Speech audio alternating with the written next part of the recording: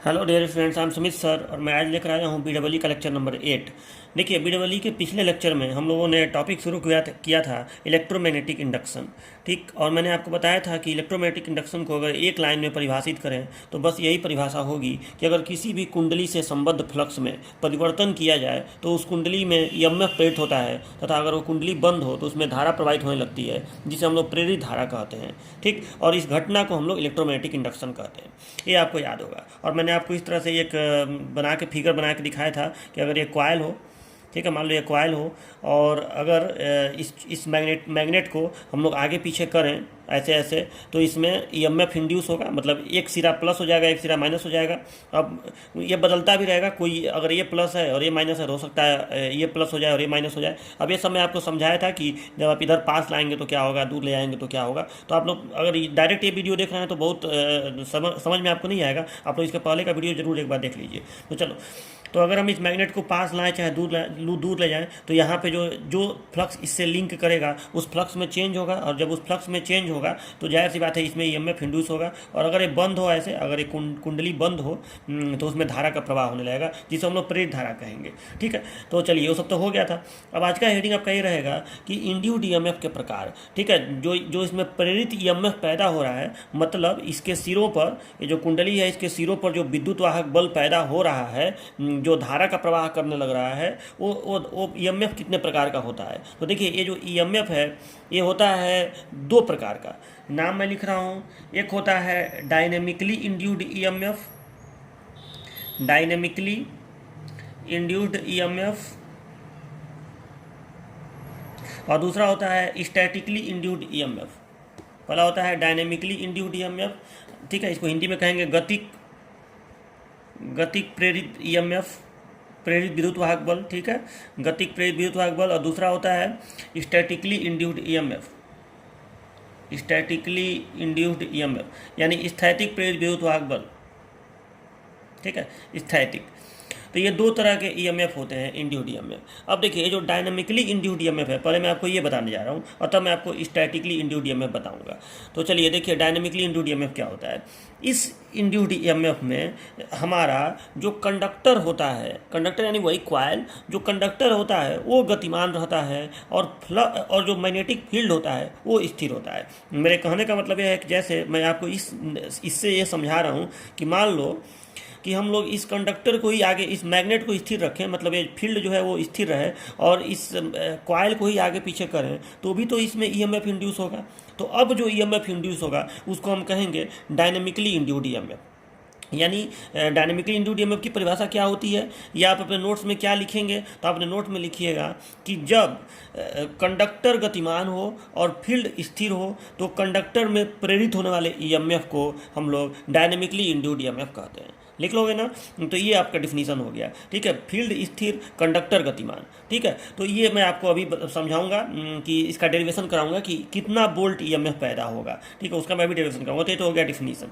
अच्छा, statically induced EMF में क्या होता है, तो स्टैटिकली इंड्यूस्ड ईएमएफ में ये फील्ड जो है, फील्ड यानी अगर मैं मैग्नेट को गतिमान कराऊँ, इस मैग्नेट को गतिमान रखूँ, मतलब सीधी सी बात है, फील्ड को गतिमान रखूँ, तो अगर मैं फील्ड को गतिमान रखूँ और इस कंडक्टर को स्थिर रखूँ, तो जो ईएमएफ इंड्यूस होगा वो कहलाएगा स्टैटिकली इंड्यूस्ड ईएमएफ। यानी ये कंडक्टर जिसमें ईएमएफ इंड्यूस होना है वो स्थिर रहे तो वो स्टैटिकली हो जाएगा, अगर कंडक्टर स्थिर रहे या कॉइल स्थिर रहे, और अगर कंडक्टर गतिमान रहे तो हो जाएगा डायनेमिकली। तो आपको पूरी तरह से मुझे उम्मीद है कि ये समझ में आ गया होगा। तो डायनेमिकली में कंडक्टर स्थिर रहता है, फील्ड गतिमान रहता है, डायनेमिकली में कंडक्टर गतिमान रहता है और फील्ड स्थिर रहता है। तो ईएमएफ जो इंड्यूस होता है उसे हम लोग कहते हैं डायनेमिकली इंड्यूस्ड ईएमएफ। और स्टैटिकली में कंडक्टर स्थिर रहता है और फील्ड गतिमान रहता है, इसे हम लोग कहते हैं स्टैटिकली इंड्यूस्ड ईएमएफ। हाँ, एक बात और है कि कभी कभी ऐसा भी होता है स्टैटिकली वाले में कि ये फील्ड भी गतिमान न हो और ये भी गतिमान न हो। देखो, ये तो कभी गतिमान नहीं होगा, अगर स्टैटिकली है तो ये कभी गतिमान नहीं होगा, लेकिन और ये गतिमान होगा। ठीक है, लेकिन कभी कभी ऐसा होता है कि ये भी स्थिर हो, ये भी स्थिर हो, केवल इसका जो मैग्नेटिक फील्ड है उसमें केवल चेंज हो, उसमें केवल चेंज किया जाए। जैसे अगर ये जो मैग्नेटिक फील्ड पैदा हो रहा है, अगर ये किसी चुंबक से न पैदा किया जाए, अगर इसको हम लोग किसी इलेक्ट्रोमैग्नेट से पैदा करें, मतलब एक कॉइल से ही इसको पैदा करें, मान लो कि एक ये कॉइल है जिसमें धारा का प्रवाह कराकर हम यहाँ पे मैग्नेटिक फील्ड पैदा करें, तो अब इस मैग्नेटिक फील्ड को आपको अब इस कॉइल को ऐसे ऐसे, मान लो कि यहाँ पे बगल में एक कॉइल है, तो इस कॉइल में ईएमएफ इंड्यूस करने के लिए आपको इस कॉइल को आगे पीछे करने की जरूरत नहीं है, बस आपको इसके करंट को चेंज करने की जरूरत है ताकि इसका फील्ड चेंज हो। तो इसका जब फील्ड चेंज होगा, वो चेंजिंग फील्ड जब इसको मिलेगा, ठीक है, तो इसमें ईएमएफ इंड्यूस होगा। तो अब इस कंडीशन में आपको दिख रहा होगा कि जो ईएमएफ इंड्यूस हुआ है वो जो ईएमएफ इंड्यूस हुआ है वो इसके गतिमान होने की वजह से इंड्यूस नहीं हुआ है, बल्कि इसके चेंज होने की वजह से इंड्यूस हुआ है। तो अभी भी कंडक्टर स्थिर है और फील्ड भी स्थिर है, लेकिन चेंजिंग है, चेंज हो रहा है, तो भी ये कहलाएगा स्टैटिकली इंड्यूस्ड ईएमएफ। तो मुझे पूरा उम्मीद है। तो अब फाइनल अगर मैं दोनों की परिभाषा एक साथ आपको बताऊं, तो जब कंडक्टर गतिमान होता है और फील्ड स्थिर होता है तो प्रेरित ईएमएफ को हम लोग डायनेमिकली इंड्यूस्ड ईएमएफ कहते हैं। हो गया। और इसमें लिखेंगे कि जब कंडक्टर स्थिर होता है तथा फील्ड या तो गतिमान होता है या तो चेंज होता है, तो कंडक्टर में प्रेरित ईएमएफ को हम लोग स्टैटिकली इंड्यूस्ड ईएमएफ कहते हैं। तो आप लोग इसको जरूर अच्छे से लिख लीजिएगा, ठीक है। तो अब मैं आपको बताने जा रहा हूँ डायनेमिकली इंड्यूस्ड ईएमएफ। तो अब देखिए डायनेमिकली इंड्यूस्ड ईएमएफ, देखिए मैंने क्या लिखा है, मैं लिखा है कि माना L मीटर लंबा चालक B वेबर प्रति मीटर स्क्वायर के चुंबकीय क्षेत्र में V मीटर प्रति सेकंड के वेग से लंबवत दिशा में गतिमान है। ठीक है, मैंने क्या किया है कि मानो कि यहाँ पे एक चुंबक है जिसका नॉर्थ पोल है और यहाँ पे उसका साउथ पोल है। ठीक, एक चुंबक है जिसका नॉर्थ पोल है, साउथ पोल है, तो इसके बीच में मैग्नेटिक फील्ड नॉर्थ से साउथ की तरफ होगा, यानी ये हो गया B। और मान लो कि ये मैग्नेटिक फील्ड जो है यूनिफॉर्म है। यूनिफॉर्म का मतलब इसका जो फ्लक्स घनत्व है वो हर जगह एक समान है। मतलब ये जो मैग्नेटिक फील्ड है ये B वेबर प्रति मीटर स्क्वायर का है, नहीं कि यहाँ पे 10 टेस्ला है, यहाँ पे 5 टेस्ला, ऐसा नहीं, हर जगह एक समान फ्लक्स घनत्व का मैग्नेटिक फील्ड है।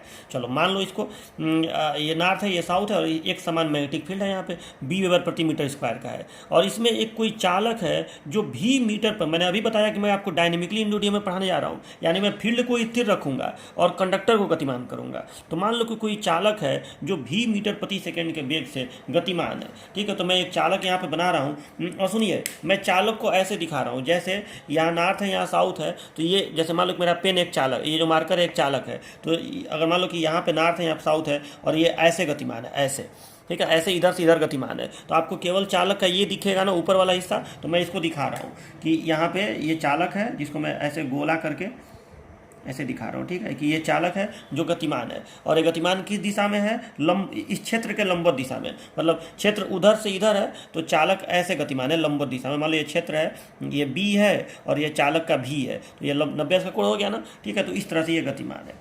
ठीक है, इस दिशा में ये ऐसे गतिमान है, कितने वेग से, V मीटर प्रति सेकंड के वेग से लंबवत दिशा में एक चालक है जो गतिमान है।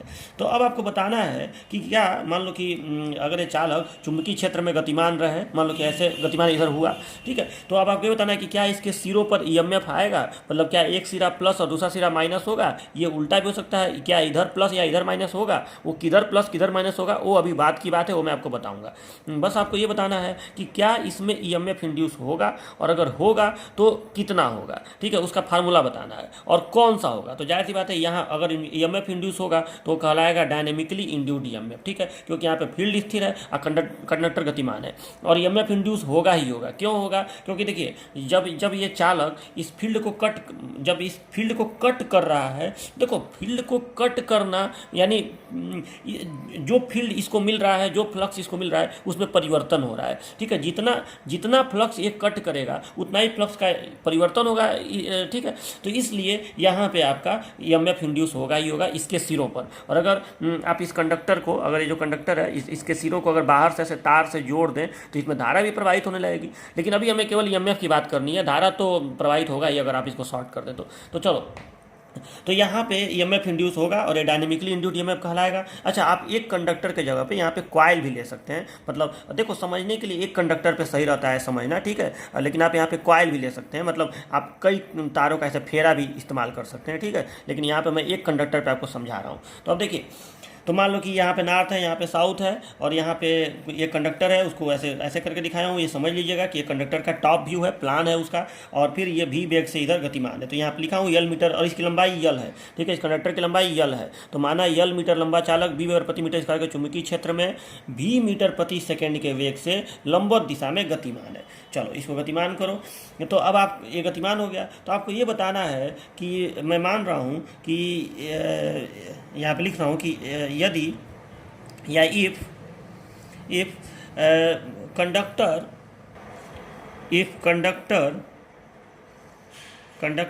moves small distance dx in dt seconds।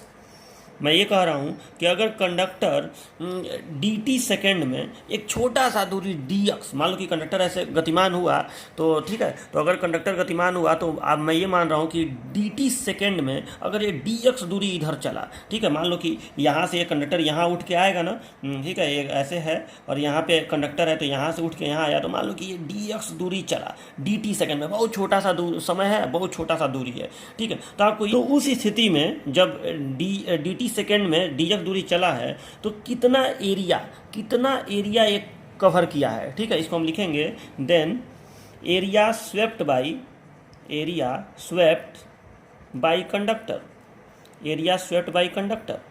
ठीक है, इसको मैं लिख दे रहा हूँ ए, ठीक है, एरिया स्वेप्ट बाई कंडक्टर, ठीक है, इसको मैं लिख दे रहा हूँ ए, या आप इसको डी ए भी लिख सकते हैं, या ये कुछ भी आप लिख सकते हैं। तो d A is equal to, छोटा सा दूरी चला है तो मैं डी ए लिख दे रहा हूँ। तो then area swept by conductor, कितना एरिया ये स्वेप्ट करेगा। अगर ये कंडक्टर डी एक्स दूरी चला हो डी टी सेकेंड में तो कितना एरिया ये कवर किया। मुझे लग रहा है कि आपको ये समझ में नहीं आ रहा होगा, थोड़ा सा इसको अच्छे से समझिए, क्योंकि यहाँ पे 2 डायमेंशनल व्यू बनाया गया और आपको 3 डायमेंशनल व्यू समझना है। तो मैं ये कह रहा हूँ कि अगर ये कंडक्टर यहाँ पे है, ठीक है, अब पहले बात आप इसको थोड़ा सा ऊपर तक ऐसे मान के चलिएगा, ठीक है। तो अगर ये कंडक्टर और इसकी लंबाई यल है, यहाँ से यहाँ आ गया तो ये डी एक्स दूरी ऐसे चला, ठीक है, और इसकी लंबाई यल है, देखो यहाँ से ऐसे यल लंबाई है, तो यल लंबाई का कंडक्टर अगर डी एक्स दूरी चला तो l into d x area यहाँ बनेगा कि नहीं, बताओ, ऐसे यल इंटू डी एक्स एरिया बनेगा कि नहीं, ठीक है। अगर आपको ये नहीं समझ में आ रहा है तो इसको ऐसे समझो, देखो इसको ऐसे समझो कि मान लो कि ये नॉर्थ पोल है, ये साउथ पोल है, और इसके बीच में ये कंडक्टर है, ठीक है। ये मान लो कि यल लंबाई का ये जो कैप है, ये यल लंबाई का एक कंडक्टर है, ठीक। तो अगर ये यल लंबाई का कंडक्टर अगर डी एक्स दूरी यहाँ से चल के यहाँ आ गया, अगर ये डी एक्स दूरी चल के आ गया तो कितना एरिया ये कवर किया, तो ये कवर किया कितना एरिया, तो ये लंबाई यल और इधर आया डी एक्स, तो यल इंटू डी एक्स हुआ कि नहीं, बताओ, यल इंटू डी एक्स, ये जो एरिया हुआ यल इंटू डी, ये लंबाई यल और डी एक्स दूरी इधर आया, तो यल इंटू डी एक्स हुआ कि नहीं, बताइए, यल इंटू डी एक्स, ये आया तो बना यल इंटू डी एक्स, उतना एरिया एक कवर किया, ठीक है, उतना एरिया का फ्लक्स एक काटा, तो d A is equal to हो जाएगा यल इंटू डी एक्स। ये आपको समझ में आया, एरिया स्वेप्ट बाई कंडक्टर। अब देखिए, तो अब आपको बताना है इसलिए फ्लक्स कट, इसलिए कितना फ्लक्स कट किया, फ्लक्स कट, और जितना फ्लक्स कट करेगा उतना ही फ्लक्स का चेंज होगा, ठीक है। जितना फ्लक्स, मान लो कि ये यहाँ से चल के इधर आया, तो ये यल इंटू डी एक्स एरिया का फ्लक्स कट किया, तो जितना एरिया का फ्लक्स कट करेगा उतना ही फ्लक्स का चेंज होगा। तो फ्लक्स कट को मैं डी फाई लिख रहा हूँ, तो d phi is equal to कितना हो जाएगा, तो l into d x area का ना फ्लक्स कट किया है और उतने एरिया में कितना फ्लक्स है। तो आपको मालूम है कि इस यहाँ पे एकांक एरिया में बी फ्लक्स है, अरे बी वेबर प्रति मीटर स्क्वायर, जो चुंबकीय क्षेत्र होता है टेस्ला में वो फ्लक्स घनत्व ही तो होता है, यानी एकांक एरिया में बी फ्लक्स है, तो इतने एरिया में कितना फ्लक्स होगा, यल इंटू डी एक्स एरिया में, तो इसमें बी का गुणा कर देंगे। या वैसे भी आप जानते हैं कि फार्मूला होता है बी ए कॉस थीटा, होता है ना, बी ए कॉस थीटा। लेकिन अगर तल लंबवत हो, अगर कोई भी तल लंबवत हो, जैसे यहाँ पे जो ये काटा है, जो ये यहाँ से आया है, तो जो यहाँ पे तल बना है, यहाँ पे जो तल बना है वो लंबवत है चुंबकीय क्षेत्र के, तो जब लंबवत होता है तो खाली बी ए होता है, अधिकतम होता है, ठीक है, तो बी ए केवल होता है। तो याद रखिएगा, तो यहाँ पे बी ए, यहाँ पे मैं बी इंटू डी ए कर दे रहा हूँ, ठीक है, बी इंटू डी ए, यही ना हुआ, d phi is equal to B into d A, तो यहाँ पे आपका d phi is equal to हो गया बी, ठीक है, और डी ए का मान कितना है, यल इंटू डी एक्स, ये आपको समझ में जरूर आया होगा कि इतना इतना वेबर का फ्लक्स कंडक्टर कट करेगा। अगर यहाँ से यहाँ ये कंडक्टर आया, यहाँ से डी दूरी ये मूव किया, तो इतना वेबर का फ्लक्स ये B into l into d x, यानी अगर एल लंबाई का कंडक्टर बी टेस्ला के चुंबकीय क्षेत्र में लंबवत दिशा में डी एक्स दूरी बढ़ा तो वो B into l into d x flux cut करेगा। ठीक है, ये तो क्लियर हो गया। अब इतना फ्लक्स कट करेगा यानी इतना फ्लक्स का चेंज होगा। अब आपको ये बताना है तो इसके सिरों पर कितना ईएमएफ आएगा। तो देखिए, तो लिखेंगे नाउ इंड्यूस्ड ईएमएफ। ठीक है, और इंड्यूस्ड ईएमएफ और ये डायनेमिकली इंड्यूस्ड ईएमएफ है, इतना याद रखिएगा। ठीक है, तो इंड्यूस्ड ईएमएफ आपको मालूम है कि फैराडे का फार्मूला होता है E is equal to n d phi बटे डी टी। माइनस नहीं लगाने की कोई ज़रूरत है, माइनस केवल आपको बताया हूँ कि उसका मतलब केवल ये होता है कि जो धारा बहेगी वो अपोजिट फ्लक्स के विरोध करने वाली दिशा में बहेगी, तो उससे कोई मतलब नहीं है, बस वैल्यू से मतलब है। तो E equal to n d phi बटे डी टी। ठीक है, तो E इज इक्वल टू यहाँ पे हो गया एन, और डी फाई की जगह पे आप क्या लिख सकते हैं, बी एल डी एक्स अब बटे में डी टी।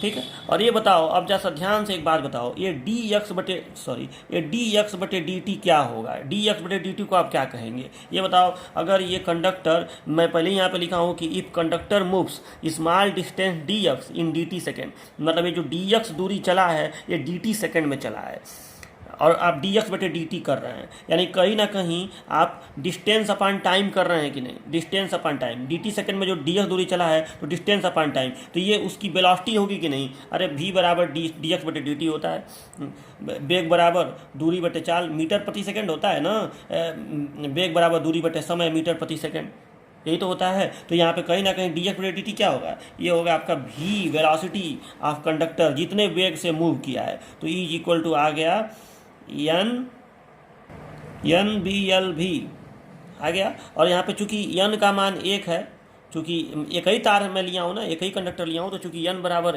1 है तो E इज इक्वल टू हो गया बी एल भी, इतना वोल्ट, ये हो गया, इतने वोल्ट का ईएमएफ इंड्यूस होगा। इसी को हम कहेंगे डायनेमिकली इंड्यूस्ड ईएमएफ। मतलब अगर आपसे कोई डायनेमिकली इंड्यूस्ड ईएमएफ का फार्मूला पूछे तो उसका फार्मूला होता है BLV।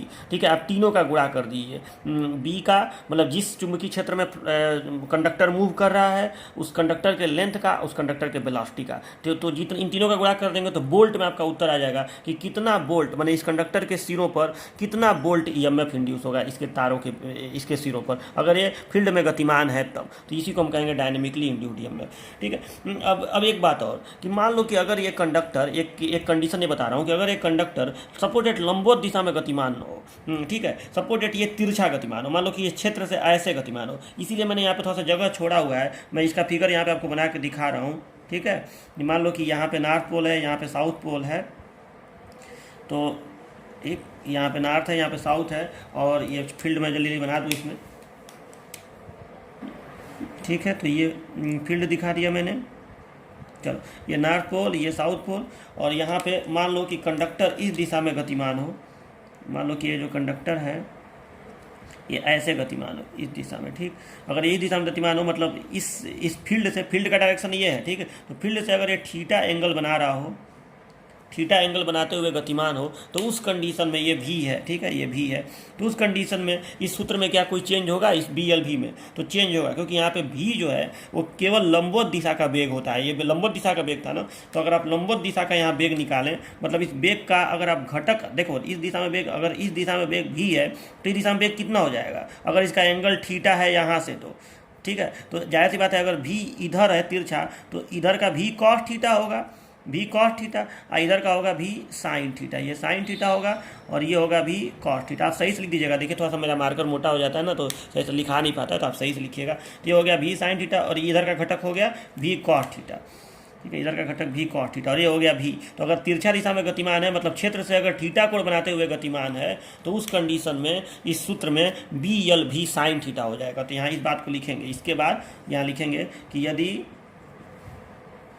देखिए, तो यदि चालक क्षेत्र से थीटा कोण पर गतिमान हो तो E बराबर BL भी sin थीटा, समझ में आ गया नहीं ये? ठीक है, तो ये आपका फार्मूला होता है। और वो एक फार्मूला कंफ्यूज मत होइएगा, वो एक फार्मूला था BIL sin थीटा, वो EMF के लिए नहीं होता है, वो होता है बल के लिए। मतलब अगर कोई धारावाही चालक B टेस्ला के चुंबकीय क्षेत्र में उसमें धारा बह रही हो, अगर कोई धारावाही चालक B टेस्ला के चुंबकीय क्षेत्र में रखा हो तो उस पर कितना न्यूटन का बल लगता है, उसके लिए सूत्र होता है BIL sin थीटा। और BL भी sin थीटा ये है डायनेमिकली इंड्यूस्ड EMF। मतलब अगर कोई चालक गतिमान हो चुंबकीय क्षेत्र में ऐसे ऐसे, ठीक है, तो उस कंडीशन में उसमें EMF इंड्यूस होगा उसके सिरों के बीच में। और कितना EMF इंड्यूस होगा, तो E = BL भी sin थीटा। वैसे भी यहाँ पे आप थीटा का मान 90 रख देंगे, मतलब अगर ये लंबवत दिशा में गतिमान हो तो थीटा का मान 90 रखेंगे तो यही आएगा, BL भी अधिकतम EMF आएगा। अच्छा, अगर इस तरह से गतिमान हो तो थीटा का मान 0 हो जाएगा, तो EMF इंड्यूस नहीं होगा। और मतलब यही चालक ऐसे ऐसे गतिमान हो, ठीक है, ऐसे ऐसे गतिमान हो ऐसे क्षेत्र के दिशा में, तो कोई EMF इंड्यूस नहीं करेगा इसके सिरों पर, क्योंकि यहाँ पे थीटा का मान 0 हो जाएगा तो E 0 हो जाएगा। ऐसे ऐसे गतिमान हो तो मैक्सिमम EMF इंड्यूस होगा और उसका मान होगा BL भी। और अगर तिरछा गतिमान हो तो BL भी sin थीटा होगा। तो ये आपका इसका डेरिवेशन हो गया। तो आप लोग डायनेमिकली इंड्यूस्ड EMF और स्टैटिकली इंड्यूस्ड का पिछले में परिभाषा लिखने के बाद ये हेडिंग डालिएगा डायनेमिकली इंड्यूस्ड EMF, और फिर जैसे मैं लिखा हूँ ये पूरा ऐसे लिख के, और देखो फिगर ये दोनों अगल बगल में बना देना पहले ही, मैं भले बाद में बनाया हूँ, ठीक हो, तो आपको समझाने का एक टेक्निक है, तो आप पहली फिगर बना दीजिएगा और ये पूरा ऐसे लिख के यहाँ तक ऐसे कर दीजिएगा, ठीक है। आपका अगला हेडिंग है डायरेक्शन ऑफ इंड्यूस्ड EMF आप लिख इंड्यूस्ड करंट, ठीक है। यानी जो अभी जो मैं पढ़ाया हूँ कि ऐसे ये गतिमान है, ये नॉर्थ है, ये साउथ है, और ये चालक है, इसके बीच में ऐसे गतिमान है, ठीक है, इधर की तरफ गतिमान है मान लो। तो इस कंडीशन में इसके सिरों पर जो EMF इंड्यूस होगा या जो इसमें धारा बहेगी उस EMF क्या या उस धारा का दिशा क्या होगा, इस दिशा को आप कैसे निकालेंगे, ठीक है। तो वही मैं लिखा हूँ डायरेक्शन ऑफ इंड्यूस्ड EMF आप लिख इंड्यूस्ड करेंट, ठीक है। मान तो आपने समझ गया कि आपने मान तो समझ लिया कि E = BL भी sin थीटा, लेकिन इसकी दिशा क्या होगी EMF की, तो इसको निकालने का तरीका होता है फ्लेमिंग्स राइट हैंड रूल। अब फ्लेमिंग लेफ्ट हैंड रूल तो आप समझ लिए हैं। लेफ्ट हैंड रूल में क्या होता था कि हम लोग बल की दिशा निकालते थे कि अगर L लंबाई का चालक B टेस्ला के चुंबकीय क्षेत्र में रखा हो तथा उसमें I एम्पियर की धारा बहती हो, ठीक है, और अगर उसका कोण क्षेत्र से थीटा डिग्री हो तो उस पर बल लगता है BIL sin थीटा, ठीक। और अब इस बल की दिशा क्या होगी ये हम लोग निकालते थे फ्लेमिंग के लेफ्ट हैंड रूल से। और आपको अच्छी तरह से याद होगा, ऐसे फिगर बना के मैंने ये समझाया भी था कि यहाँ नॉर्थ है, यहाँ साउथ है, ये कंडक्टर है, ठीक है, ऐसे इसमें धारा बह रही है, मान लो कि ऐसे सेल जोड़ा गया है, ठीक है। तो आप इसको आप भूलिएगा नहीं, आप इसको याद रखिएगा, ऐसे धारा बह रही है तो हम लोग कैसे लेफ्ट हैंड रूल का प्रयोग करके ऐसे निकालते थे, ठीक है। इस दिशा में रखते थे धारा को, ठीक है, इस दिशा में क्षेत्र को, इस दिशा में क्षेत्र को रखेंगे नॉर्थ से साउथ, इस दिशा में से धारा को रखेंगे तो बल नीचे की ओर आएगा, यानी एक कंडक्टर नीचे की तरफ इस पर बल लगेगा। और अगर मैं धारा की दिशा को उल्टा कर दूं, ऐसे धारा की दिशा कर दूं तो ये नॉर्थ से साउथ हो गया, धारा की दिशा में ये उंगली होती है तो ये धारा दिशा में हो गया, मतलब इधर की तरफ हो गया, इधर की तरफ, तो अंगूठा ऊपर की ओर है यानी बल ऊपर की ओर लगेगा। तो ये सब तो आपको याद ही है, ठीक है। चलो अब इसके बाद हम लोग समझेंगे राइट हैंड रूल, ठीक है। तो अब आप एक बार बताइए कि यहाँ पे नॉर्थ है, यहाँ पे साउथ है, ठीक है, यहाँ पे यहाँ पे नॉर्थ है और यहाँ पे साउथ है, ठीक। और अब इसी में ना यहाँ पे ये चुंबकीय क्षेत्र है, चुंबकीय क्षेत्र को मैं एक जगह ऐसे लिख दे रहा हूँ बी इस दिशा में है, और यहाँ पे एक कंडक्टर है, ठीक। कंडक्टर का ये टॉप व्यू है और एक कंडक्टर मान लो लंबवती गतिमान है, ठीक है। तो इस दिशा में गतिमान है। अब आपको ये बताना है कि इसके EMF की दिशा क्या होगी, या इसमें जो धारा बहेगी उसकी दिशा क्या होगी। देखिए EMF जिधर प्लस होता है उधर से धारा शुरू होती है, और जिधर माइनस होता है उधर धारा वापस जाती है। मतलब आपको देखो कुल मिलाकर आपको ये बताना है कि जब एक कंडक्टर इधर जाएगा तो दो ही तो संभावनाएं हो सकती हैं। जैसे मेरा पेन एक कंडक्टर है तो दो ही तो संभावना हो सकती है कि ऊपर का सिरा प्लस हो और नीचे का सिरा माइनस हो, या ये संभावना हो सकती है कि ये नीचे का सिरा प्लस हो और ऊपर का सिरा माइनस हो, यही तो दो हो सकता है, ठीक है। तो अगर देखो अगर ऊपर का सिरा प्लस होगा और नीचे का सिरा माइनस होगा तो हमेशा धारा प्लस से निकलती है। मतलब अगर हम इसको ऐसे जोड़ दें तार से तो जो धारा निकलेगी अगर ऊपर प्लस होगा तो धारा ऐसे निकलेगा, ऐसे, ठीक है। यानी धारा इस कंडक्टर से कहीं ना कहीं बाहर की तरफ आके ऐसे फिर जाएगा। यानी यहाँ पे अगर मुझे उसको दिखाना हो तो उसको दिखाने का तरीका ये होता है कि अगर तल से, जैसे एक तल है, इसमें मुझे दिखाना है कि ये कंडक्टर ऐसे गतिमान है तो इसमें धारा निकलेगी, मतलब ऊपर का सिरा प्लस होगा, तो मैं इसको ऐसे दिखाऊंगा, ऐसे यहाँ पे डॉट कर दूंगा। डॉट ये शो कर रहा है कि ऊपर प्लस होगा इस कंडक्टर का, नीचे माइनस होगा, यानी धारा ऊपर से ऐसे निकलेगी और नीचे चली जाएगी। यानी डॉट शो कर रहा है कि ऊपर प्लस होगा नीचे माइनस होगा। मतलब मैं ये बताना चाहता हूँ कि दिशा कैसे दर्शाते हैं, ठीक है। तो आपको ये बताना है कि अगर कंडक्टर इधर, और अगर मैं यहाँ पे क्रॉस कर दूँ तो अगर मैं इसी के बीच में ऐसे क्रॉस कर दूं, ये कंडक्टर है और इसी के बीच में मैं ऐसे क्रॉस कर दूं, ठीक, तो ये क्रॉस ये बताएगा कि धारा अंदर जाएगी, मतलब नीचे का सिरा प्लस होगा और ऊपर का सिरा माइनस होगा, यानी धारा नीचे से निकलेगी ऊपर जाएगी। ठीक है, मतलब ये जो मेरा पेन है यहाँ से धारा निकलेगा और ऐसे जब जिधर से धारा नीचे अंदर जाती है उधर क्रॉस होता है, यानी यहाँ माइनस होगा। तो अब आपको यही बताना है कि अगर कंडक्टर का भी, अगर कंडक्टर उधर की तरफ गतिमान है, मान लो ऊपर नॉर्थ है नीचे साउथ है और कंडक्टर उधर की ओर गतिमान है, तो यहाँ पे डॉट आएगा कि क्रॉस आएगा। और इस कंडीशन में कि अगर कंडक्टर इधर की ओर गतिमान है तो यहाँ पे डॉट आएगा कि क्रॉस आएगा, आपको यही बताना है। इसी को हम लोग पता करते हैं फ्लेमिंग के राइट हैंड रूल से, और इसी को कहते हैं ईएमएफ की दिशा या प्रेरित धारा की दिशा। ठीक है, तो चलिए अब आपको ये बात समझ में आ गया होगा कि दिशा का मतलब क्या हुआ। तो चलो हम बताते हैं आपको कैसे आप दिशा को निकाल सकते हैं। मतलब आप बता सकते हैं कि यहाँ पे अगर एक कंडक्टर गतिमान है v वेग से, तो यहाँ पे डॉट आएगा कि क्रॉस आएगा। तो देखो इसके लिए आप प्रयोग करेंगे राइट हैंड रूल। अब राइट हैंड रूल में भी अपने हाथ की 3 उंगलियों का प्रयोग करेंगे, इंडेक्स फिंगर का, मिडिल फिंगर का और थंब का। इसको हमेशा देखो, इसको हमेशा रखते हैं मैग्नेटिक फील्ड के डायरेक्शन में, ठीक, इसको हमेशा रखते हैं वेलोसिटी के डायरेक्शन में, और ये बता देगा, ये दोनों तो हम रखेंगे, ये मैग्नेटिक फील्ड के डायरेक्शन में और ये वेलोसिटी के डायरेक्शन में, तो ये हमको इंड्यूस्ड करंट या इंड्यूस्ड ईएमएफ की दिशा को बता देगा। ठीक है, ये हमको इंड्यूस्ड करंट की दिशा को बता देगा। समझ में आया? अच्छा, लेफ्ट हैंड रूल में भी आपको याद होगा कि ये बी के दिशा में होता था। ठीक है, ये बी के दिशा में होता था, ये करंट, उसमें इंड्यूस्ड करंट कहना गलत हो जाएगा, ये करंट के दिशा में होता था और ये बल की दिशा को बताता था। याद है ना आपको? ये क्षेत्र की दिशा में, इसमें भी ये क्षेत्र की दिशा में, दोनों का ये उंगली क्षेत्र की दिशा में है। ठीक है, उसमें दूसरे नंबर पे ये होता था गति की दिशा में, ये होता था क्षेत्र की दिशा में, ये होता था धारा की दिशा में, और ये हमको लास्ट में मिलता था बल की दिशा। ये दोनों हम देते थे, ये हमको मिलता था। ठीक है, इसमें ये दोनों हम देंगे, यानी हम क्षेत्र देंगे, ये क्षेत्र की दिशा में, ठीक है, और ये गति की दिशा में यानी वेग की दिशा में, और ये हमको लास्ट में मिलेगा प्रेरित धारा। तो इन दोनों नियमों का आपको अंतर समझ में आया होगा। इसमें ये धारा, इसमें ये प्रेरित धारा, ठीक, और इसमें हम लोग ये देते हैं, ये मिलता है, बी देते हैं, आई देते हैं, एफ मिलता है।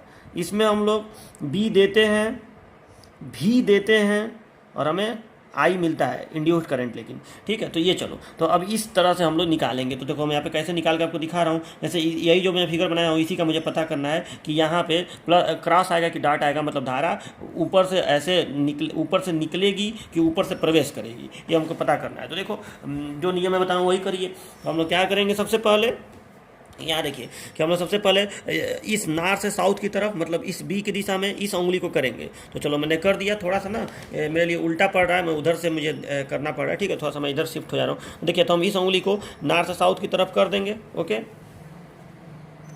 तो देखिए इस उंगली को मैंने नॉर्थ से साउथ की तरफ कर दिया।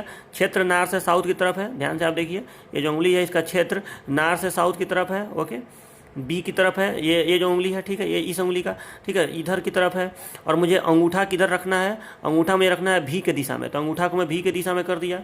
देखिए अंगूठा भी की दिशा में हो गया ना। तो मेरा मिडिल फिंगर को आप ध्यान से देखिए, मिडिल फिंगर किधर है, नीचे की तरफ है ना, यानी नीचे की तरफ है। यानी मुझे ये पता चल गया कि प्रेरित धारा जो है वो ऊपर से नीचे की ओर प्रवाहित होगी। प्रेरित धारा ऊपर से नीचे की ओर प्रवाहित होगी। तो आप बताइए, ऊपर से नीचे की ओर प्रवाहित होगी मतलब धारा नीचे जाएगी, यानी निकलेगी किस तरफ से, निकलेगी नीचे वाले की तरफ से, या और ऊपर वाले से प्रवेश करेगी। तो प्रवेश करेगी तो यहाँ पे क्या आएगा, क्रॉस आएगा। ठीक है, और धारा इधर से, मतलब जो कंडक्टर है उसका ऊपर माइनस होगा और नीचे प्लस होगा। पता चल गया ना कि ऊपर माइनस होगा और नीचे प्लस होगा। धारा नीचे से निकलेगी, ऊपर से प्रवेश करेगी। फिर से एक बार देखिए, ये हो गया चुंबकीय क्षेत्र की दिशा, ये हो गया वेग की दिशा, अंगूठा वेग की दिशा में हो गया। ठीक है, अंगूठा वेलोसिटी की दिशा में हो गया।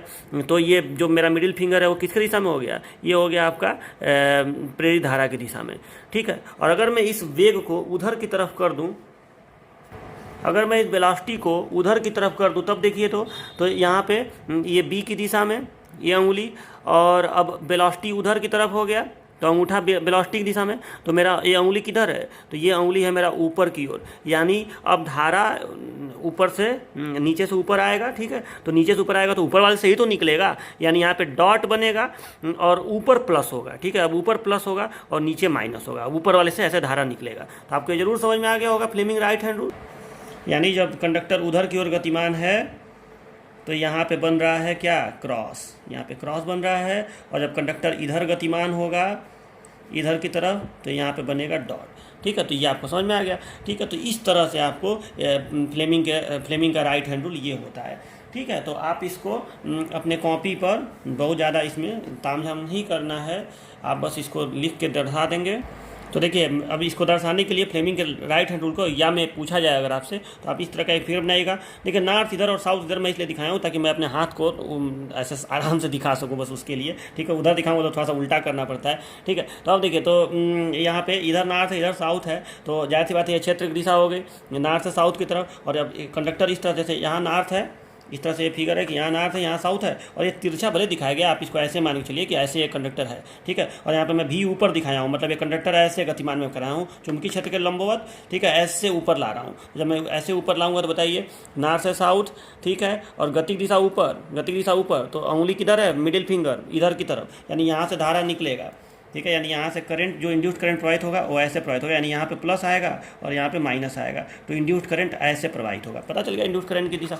ठीक है, तो ये होता है आपका फ्लेमिंग का कौन सा रूल, राइट हैंड रूल। अब यहाँ पे आप देखिए, तो अगर आप इस कंडक्टर को नीचे की तरफ ले जाएं तो ये उल्टा हो जाएगा। ठीक है, या फिर अगर आप इस नॉर्थ साउथ को चेंज कर दें, मान लो कि ऊपर ही आ रहा है और यहाँ नॉर्थ कर दें यहाँ साउथ कर दें, तो भी करंट उल्टा हो जाएगा। तो ये सारी चीज़ें हैं। ठीक है, तो यहाँ पे आपको समझ में आएगा। अगर जैसे इस चीज़ को अगर आपको दिखाना हो राइट हैंड रूल से, तो ये हो गया इसकी दिशा, ये हो गया इसकी दिशा, तो अंगूठा किसके दिशा में है, ये इसकी दिशा है, तो अंगूठा है। मेरा ड्राइंग उतना अच्छा नहीं है, ठीक है, तो आपको ये समझ में आ गया होगा। ठीक है, तो ये कहीं ना कहीं इस तरह से आपको समझ में आया होगा कि ये इसका रूल है राइट हैंड रूल। ठीक है, ये बी है, ये आई है और ये भी है। ठीक, तो ऐसे आप थोड़ा सा बना सकते हैं, लेकिन बनाने की जरूरत नहीं, बस आपको समझाए गए हैं। तो आप इसको करके और इसका नियम लिख दिया। क्या लिखेंगे कि अगर आप अपने दाएं हाथ की 3 अंगुलियों को इस प्रकार रखें कि बी चुंबकीय क्षेत्र की दिशा में, बी कह रहा हूँ, अगर अपने दाएं हाथ की 3 अंगुलियों को इस प्रकार रखें कि इंडेक्स फिंगर बी की दिशा में, अंगूठा भी की दिशा में और हो, तो मिडिल फिंगर प्रेरित धारा आई की दिशा में होगा। बस इतना लिख दीजिएगा। फिर से एक बार सुन लीजिए, यदि हम अपने दाएं हाथ की 3 अंगुलियों को इस प्रकार रखें कि इंडेक्स फिंगर बी की दिशा में हो, अंगूठा भी की दिशा में हो, तो मिडिल फिंगर प्रेरित धारा आई की दिशा में होगा। ओके, ठीक है, तो मैंने ये थोड़ा सा फिगर भी सही बना दिया है, तो आप इसको नोट कर लीजिएगा। डियर स्टूडेंट्स, आपका अगला हेडिंग है स्टैटिकली इंड्यूस्ड ईएमएफ। ठीक है, स्टैटिकली इंड्यूस्ड ईएमएफ, तो इसका डिफिनीशन तो मैं आपको पहले बता चुका हूँ कि जब कंडक्टर स्थिर रहे और मैग्नेटिक फील्ड या तो गतिमान रहे या तो चेंज हो, मैग्नेटिक फील्ड या तो गतिमान हो या तो चेंज हो, तो उस स्थिति में कंडक्टर में प्रेरित ईएमएफ को स्टैटिकली इंड्यूस्ड ईएमएफ कहते हैं। ठीक है, चलिए अब देखिए, ये जो ईएमएफ है इसमें खुद 2 प्रकार है। ठीक है, इसमें खुद 2 प्रकार है। एक है स्टैटिकली इंड्यूस्ड ईएमएफ, 2 प्रकार का है। एक है सेल्फ इंड्यूस्ड ईएमएफ, ठीक है, यानी स्व प्रेरित विद्युत वाहक बल, और दूसरा है म्यूचुअली इंड्यूस्ड ईएमएफ, यानी अन्योन प्रेरित विद्युत वाहक बल। ठीक है, म्यूचुअली इंड्यूस्ड ईएमएफ। और ये जो दोनों हेडिंग है, सेल्फ इंड्यूस्ड ईएमएफ और म्यूचुअली इंड्यूस्ड ईएमएफ, ये दोनों बहुत ज़्यादा इंपॉर्टेंट हेडिंग है। ये एग्जाम में आता है, डायनेमिकली तो ज़्यादा नहीं आता है, लेकिन ये स्टैटिकली में जो दोनों है अलग से दोनों आता है। मतलब आपको लिख देगा what is self induced EMF, derive इस फार्मूला या जो भी चीज़ है वो आपको आएगा, और उसका न्यूमेरिकल वगैरह भी आता है। ठीक है, तो ये दोनों टॉपिक जो हैं, सेल्फ इंड्यूस्ड ईएमएफ और म्यूचुअली इंड्यूस्ड ईएमएफ, ये इंपॉर्टेंट टॉपिक हैं। और इसमें भी खास करके जो सेल्फ इंड्यूस्ड ईएमएफ है वो काफ़ी ज़्यादा इंपॉर्टेंट होता है, ये वाला। ठीक है, सेल्फ इंड्यूस्ड ईएमएफ, वैसे दोनों का क्वेश्चन आता है। और सेल्फ इंड्यूस्ड ईएमएफ जब आप पढ़ेंगे तो आपको एक नया वर्ड पता चलेगा, सेल्फ इंडक्टेंस। और ये सेल्फ इंडक्टेंस, ये मैं बोलूँ तो इस चैप्टर का अगर सबसे इंपॉर्टेंट टॉपिक कोई है तो वो सेल्फ इंडक्टेंस है, यल, जिसको यल से रिप्रेजेंट करते हैं। ठीक है, तो चलिए धीरे धीरे आपको बता रहे हैं। और इसको जब आप पढ़ेंगे तो आपको एक चीज़ समझ में आएगा, म्यूचुअल इंडक्टेंस। और म्यूचुअल इंडक्टेंस को हम लोग यम से रिप्रेजेंट करते हैं। ठीक है, लेकिन सेल्फ इंडक्टेंस का क्वेश्चन बहुत ज़्यादा आता है और ये बहुत ज़्यादा इंपॉर्टेंट टॉपिक होता है। तो चलिए अब तो पहले तो इसका डिफिनीशन लिख दीजिएगा जो अभी बताया हूँ, और उसके बाद लिखिएगा ये स्टैटिकली इंड्यूस्ड ईएमएफ 2 प्रकार का होता है। और अब पहला हेडिंग सेल्फ इंड्यूस्ड ईएमएफ। तो देखिए, सेल्फ इंड्यूस्ड ईएमएफ, मैंने यहाँ पे क्या किया है कि मैंने एक कॉइल दिखाया है, यहाँ पे परिनालिका ही समझ लीजिए। ठीक है, और ये कॉइल है, मैंने इस कॉइल को एक वेरिएबल रेजिस्टेंस और ये बैटरी से जोड़ दिया है, तो इसमें ऐसे धारा का प्रवाह होने लगेगा। ठीक है, और आपको दिख रहा होगा कि मैंने तार को यहाँ से, मैं तार को पीछे से ले आकर ऐसे लाया हूँ, ठीक है, और धारा ऐसे जा रही है। तो यहाँ पे अच्छा, यहाँ पे बल रेखाएं इधर से बाहर निकलेंगी। ये सब मैं देखिए आपको समझा चुका हूँ क्यों यहाँ पे बल रेखाएं इधर से निकलेंगी, क्योंकि यहाँ पे आप देखिए तो जो करंट का छल्ला बन रहा है वो ऐसे बन रहा है। करंट का छल्ला ऐसे बन रहा है ना, पीछे से ऐसे आके, तो आप अपने उंगलियों को जब ऐसे करेंगे ऐसे, ठीक है, ऐसे करंट का छल्ला बन रहा है, तो अंगूठा अंदर की ओर है, यानी यहाँ से बल रेखाएं इंटर करेंगी, यानी यहाँ पे साउथ पोल होगा। ठीक है, तो ऐसे आप पता कर लिए कि यहाँ पे साउथ पोल होगा, यहाँ पे नॉर्थ पोल होगा। ठीक है, तो चलिए वो सब तो मैं आपको पढ़ा भी चुका हूँ पहले से। तो अब देखिए, तो ये तो मैग्नेटाइज हो गया। अब मैं ये बोल रहा हूँ कि सेल्फ इंड्यूस्ड ईएमएफ देखिए क्या होता है कि अगर मैं ये जो करंट इसमें फ्लो हो रहा है, अगर मैं इस करंट में चेंज करूं, और पहले आप ये मान के चलिए कि मैं करंट को बढ़ाऊं। चेंज का मतलब दो चीज़ होता है, एक बढ़ाना, ठीक है, इंक्रीज करना, बढ़ाना, और एक होता है डिक्रीज करना, घटाना। ये दोनों चेंज का निशानी होता है, ठीक, चेंज। तो अगर मैं करंट को बढ़ाऊं, ये मेरे पास ये चीज़ है, वेरिएबल रेजिस्टेंस है, ठीक है, इससे मैं करंट को चेंज कम अधिक कर सकता हूं, धारा नियंत्रक है। ठीक है, तो अगर मैं करंट को कम अधिक करूं, तो मान लो कि पहले मैं करंट को धीरे धीरे बढ़ाऊं, तो उस स्थिति में भी ये जो फ्लक्स है वो परिवर्तित होगा। ठीक है, अगर मैं करंट को घटाऊं तो उस स्थिति में भी ये जो फ्लक्स है वो परिवर्तित होगा। अब आप एक बात बताइए कि ये जो फ्लक्स है वो इस कॉइल में, देखो अभी मैं आपको ये पढ़ाया था थोड़ा, मतलब अभी मैं जब इलेक्ट्रोमैग्नेटिक इंडक्शन शुरू किया था, पिछले लेक्चर में भी बताया था, तो मैं आपको इस तरह से बता रहा था कि एक कॉइल है यहाँ पे, और इसके धारा में हम परिवर्तन करेंगे तो फ्लक्स में परिवर्तन होगा। अब बगल में एक कॉइल ऐसे रखा हो जिसमें मैं ऐसा धारा मापी लगा दे रहा था और कह रहा था कि जब इसके फ्लक्स में परिवर्तन होगा तो ये परिवर्तनीय फ्लक्स इसको मिलेगा, तो इसमें ईएमएफ इंड्यूस होगा और इसमें प्रेरित धारा बहेगी। आपको ऐसे में बता रहा था। ठीक है, तो अब एक बात बताइए, अगर मैं बगल में कॉइल न भी रखूं, मान लो कि मैं बगल में कोई कॉइल न रखूं, यहाँ पे कोई आसपास में कॉइल नहीं है, एक ही कॉइल है जिसमें मैं धारा में परिवर्तन कर रहा हूँ। अब जिस कॉइल में मैं धारा में परिवर्तन कर रहा हूँ उसी कॉइल के फ्लक्स में परिवर्तन हो रहा है, यानी ये जो परिवर्तनीय फ्लक्स पैदा हो रहा है, ये परिवर्तनीय फ्लक्स उसी कॉइल में भी तो लिंक होगा। अगर आप एक बार बताइए, बगल में अगर कॉइल 9 भी मैं रखूं तो भी जिस कॉइल के फ्लक्स में परिवर्तन हो रहा है वो परिवर्तनीय फ्लक्स क्या इस कॉइल को नहीं मिल रहा है? बिल्कुल मिल रहा है। जिस कॉइल में फ्लक्स में परिवर्तन मैं कर रहा हूं उस कॉइल को भी तो वो परिवर्तनीय फ्लक्स मिल रहा है। तो क्या फैराडे का नियम इस कॉइल के लिए नहीं लागू होगा कि जब भी किसी कॉइल को परिवर्तनीय फ्लक्स प्राप्त होता है तो उसमें ईएमएफ इंड्यूस होता है? तो यहाँ पर भी तो रूल लागू होगा, अगर बगल में कॉइल नहीं भी है तो भी। ठीक है, तो इस कंडीशन में जिस कॉइल के फ्लक्स में परिवर्तन हो रहा है उसी कॉइल में ईएमएफ इंड्यूस होगा, और इसी इंड्यूस्ड ईएमएफ को हम लोग कहेंगे सेल्फ इंड्यूस्ड ईएमएफ। और एक बात और कि यहाँ पे आप देखिए तो न तो कंडक्टर गतिमान है और न तो फील्ड गतिमान है, केवल फील्ड में चेंज हो रहा है। हालांकि हमें मेन ये समझना होता है कि अगर कंडक्टर गतिमान न हो तो उसे स्टैटिकली इंड्यूस्ड ईएमएफ कहते हैं। तो यहाँ पे तो कोई गतिमान नहीं है, तो यहाँ पे जाहिर सी बात है आपका ये स्टैटिकली इंड्यूस्ड ईएमएफ है, और उसमें भी सेल्फ इंड्यूस्ड ईएमएफ है। इसका दो प्रकार है ना, तो सेल्फ क्यों है? तो सेल्फ का परिभाषा क्या हो गया कि जिस कॉइल के फ्लक्स में परिवर्तन होता है उसी कॉइल में प्रेरित ईएमएफ को सेल्फ इंड्यूस्ड ईएमएफ कहते हैं। यही यहाँ लिखिएगा, क्या लिखेंगे? जिस कॉइल के फ्लक्स में परिवर्तन होता है उसी कॉइल में प्रेरित ईएमएफ को सेल्फ इंड्यूस्ड ईएमएफ कहते हैं। तो चलिए अब देखिए, तो यहाँ पे अगर आप धारा में बढ़ोतरी करेंगे तो जो अंदर ईएमएफ जो सेल्फ इंड्यूस्ड ईएमएफ होगा वो भी तो धारा को प्रेरित करेगा। तो उस धारा की दिशा क्या होगी? ये आप ये बताइए कि अगर आप इस करंट में बढ़ोतरी, मान लो कि इस करंट को 0 एम्पियर, 1 एम्पियर, 2 एम्पियर, 3 एम्पियर ऐसे आप करते जा रहे हैं इसकी मदद से, तो जो प्रेरित धारा अंदर पैदा होगी इस कॉइल में उसकी दिशा क्या होगी? ठीक है, तो उसकी दिशा अब इस धारा की दिशा क्या है? जो आपका बाह्य करंट है, जो आप प्रवाहित करा रहे हैं, वो धारा की दिशा इधर है ना।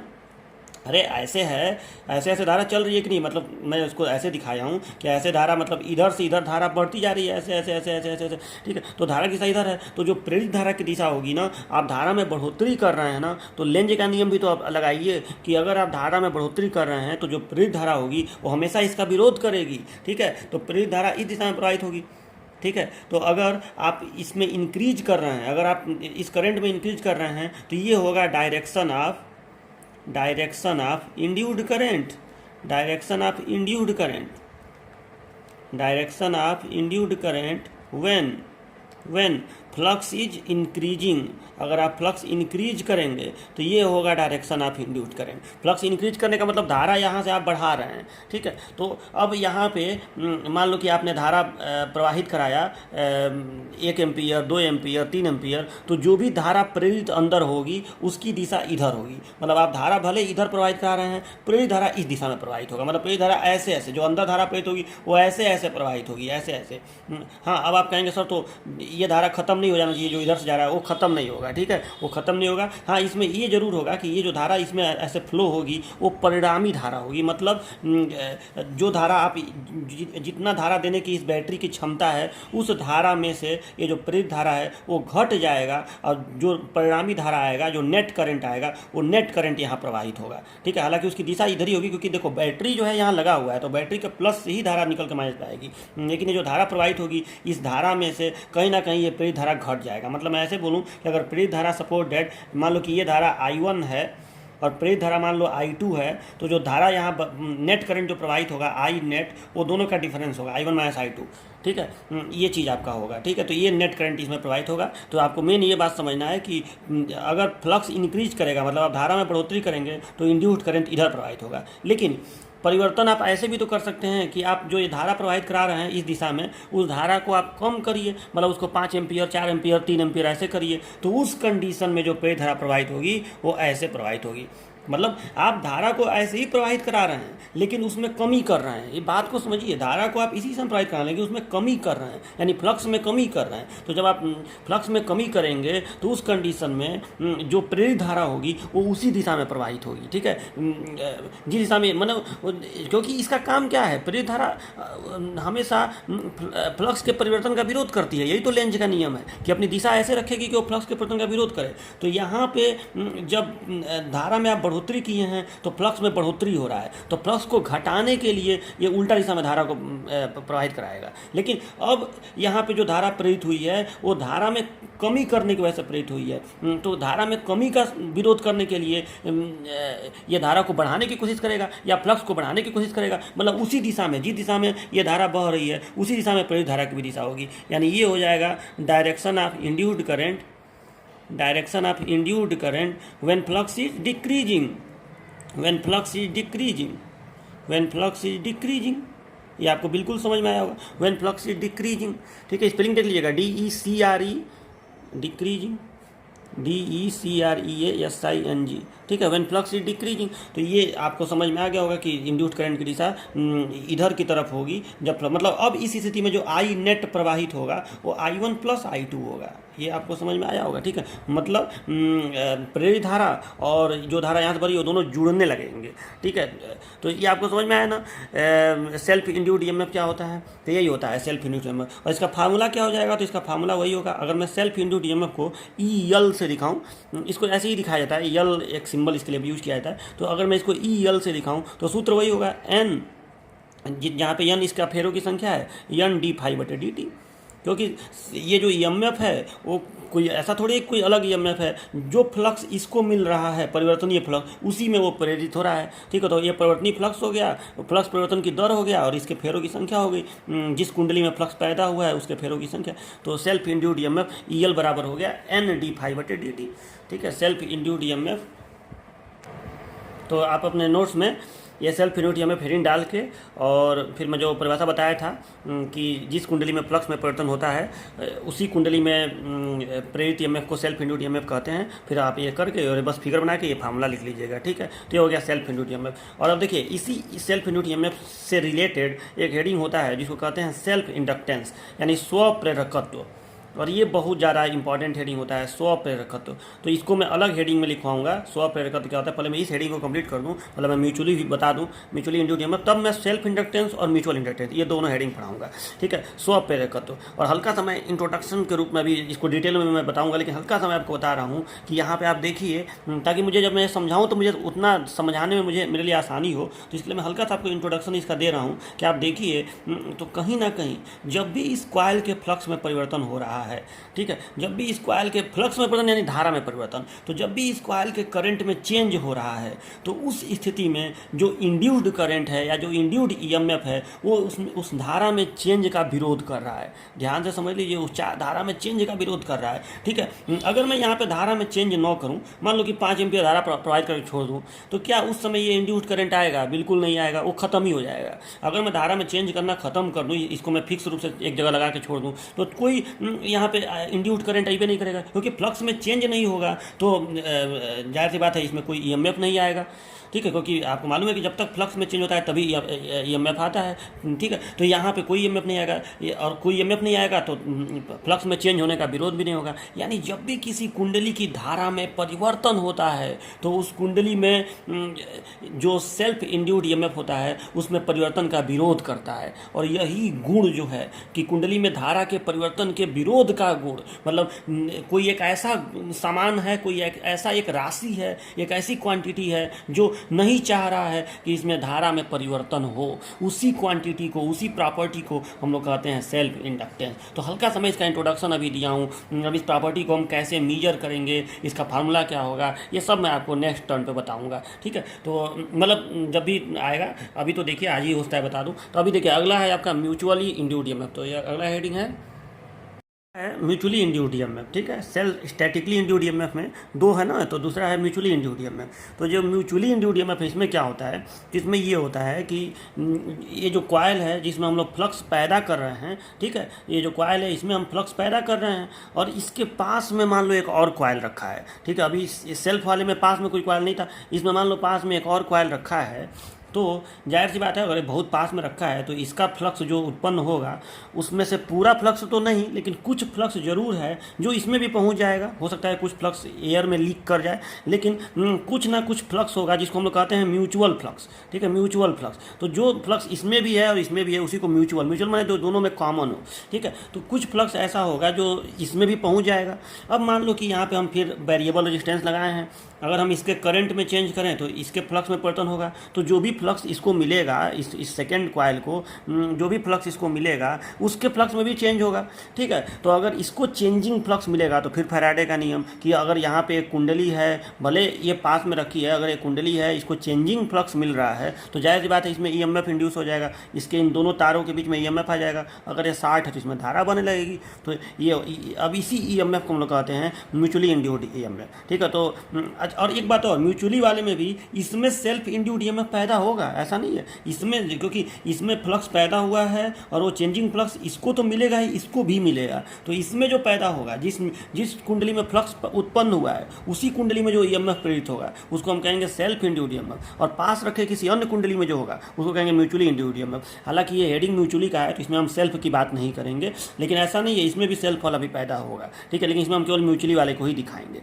ठीक है। तो अब देखिए इसका डिफिनेशन आप क्या लिखेंगे, तो लिखेंगे कि जब किसी एक कुंडली में फ्लक्स में परिवर्तन होता है तो पास रखे दूसरी कुंडली में उत्पन्न होने वाले, प्रेरित होने वाले ईएमएफ को हम लोग म्यूचुअली इंड्यूस्ड ईएमएफ कहते हैं। जब एक कुंडली के फ्लक्स में परिवर्तन होता है तो पास रखे दूसरे कुंडली में प्रेरित ईएमएफ को म्यूचुअली इंड्यूस्ड ईएमएफ कहते हैं। लिख दीजिएगा ऐसे, और उसके बाद ये फिगर बनाइएगा। फिगर में ये दिखाया गया है कि कुछ फ्लक्स जो है इसको मिलेगा, ठीक है। तो मान लो कि इसको ∅2 फ्लक्स मिल रहा है, सपोज दैट इसमें फेरो की संख्या N1 है और इसमें फेरो की संख्या N2 है, ठीक है। तो जो म्यूचुअली इंड्यूस्ड ईएमएफ होगा, म्यूचुअली इंड्यूस्ड मतलब जो इसमें उत्पन्न होगा म्यूचुअली इंड्यूस्ड ईएमएफ, ठीक है, म्यूचुअली इंड्यूस्ड ईएमएफ, इसको मैं लिख रहा हूँ ई, उसको ई एल लिखा था ना सेल्फ वाले को, इसको मैं ई एम लिख रहा हूँ। तो ई एम बराबर होगा, अब ये देखिए यहाँ पे फेरो की संख्या आप इसका यूज करेंगे क्योंकि जो ईएमएफ इसमें प्रेरित होता है उसी को म्यूचुअली इंड्यूस्ड ईएमएफ कहते हैं।